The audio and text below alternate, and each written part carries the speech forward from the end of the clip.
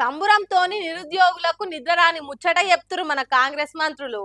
ఇన్నొద్దుల సంధి జాబులే వేస్తలేరు, సరిపోను కొలువులు ఇస్తలేరని పబ్లిక్ అంతా పచ్చి మాటలు తిడుతున్నందుకో ఏమో గాని మొత్తానికి మోక మీద ఒక్కొక్కరికి 2.5 లక్షల జీతంతోని జీతాలు ఇప్పించే ముచ్చట ముంగటేసుకుర్రు. నమ్ముతలేరా?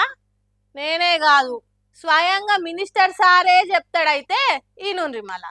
కొత్త కొలువులు ఇచ్చే కార్యానికి కొబ్బరికాయ కొట్టినట్టుగా మంత్రులు మరి ఇంతకు ఏమేం కంపెనీలు ఆఫర్లు అంటారో ఎన్ని వేల కొలువులు అంటారో మంత్రి వివేక్ వెంకటస్వామి సార్ చెప్తున్నాడు. ఇందాము. నేను జర్మనీ పోయినప్పుడు కూడా అక్కడ 5 లక్షల ఉద్యోగ అవకాశాలు ఉన్నాయి. తర్వాత జపాన్, ఇప్పుడు ఈ నెల 23వ తారీఖు నాడు మేము జపాన్ కూడా పోతున్నాము. అక్కడ ఉద్యోగ అవకాశాలు ఉన్నాయి. అంటే వీళ్ళందరికీ ఉద్యోగ అవకాశాలు ఉన్నప్పుడు మన పిల్లలు పోయి అక్కడ మంచిగా చదువుకున్న వాళ్ళు అక్కడ కూడా ఉద్యోగం చేసుకుంటే ఇక్కడ ఉన్న నిరుద్యోగం కూడా తక్కువ అవుతుంది. ఎందుకంటే ఎక్కువ మంది బయటికి పోయినప్పుడు ఇక్కడ కూడా మనకు ఉద్యోగాలు కల్పించడానికి టామ్కామ్ సంస్థ పనిచేస్తుంది. మేము ఏదైతే ఉద్యోగాలు జర్మనీలో జపాన్లో కల్పిస్తున్నామో సుమారు 2,50,000 రూపాయల జీతం అన్నమాట.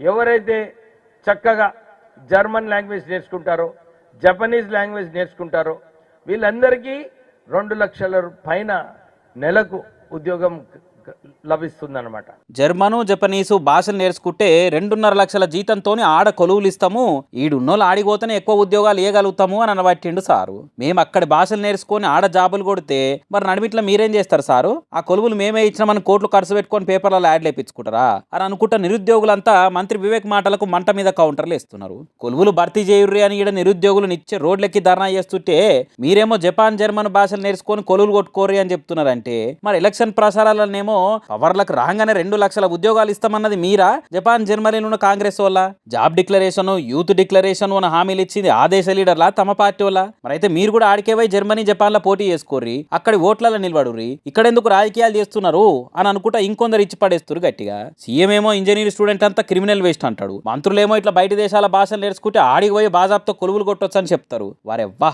ఏమన్నా సర్కారా అని అనుకుంటా సురుకులు పెడుతురు సోషల్ మీడియాలో నేటి జనాలంతా. 2 లక్షల జాబులు ఇస్తామని ప్రచారాల్లో చెప్పింది 2 లక్షల మంది నిరుద్యోగులకు కొలువులని కాదా, 2 లక్షల జీతంతో బయట దేశాల జాబులా? మాకే చాలా టైం పట్టింది క్లారిటీగా తెలుసుకునేందుకు అని అనుకుంటా కామెంట్లు వేస్తారు ఇంకొందరు. మీరు ఇట్లనే తలో మంత్రి చెరొక్క లీడరు షే పార్టీ తరఫున రోజుకోటి మాట్లాడుర్రి, మీరు కొలువులు ఇచ్చుడు కాదు మీకు జనాలు ఇచ్చిన కొలువులకు ఎసరు వస్తుంది ఆఖరికి అనుకుంటా ఇంకొంతమంది ఇచ్చి పడేస్తున్నారు. మరి రేపు ఇంకే మంత్రి ఎమ్మెల్యే ఎవరొచ్చి ఇట్లా జాబుల మీద జనాల తార ఏం చెప్తారో చూడాలిగా.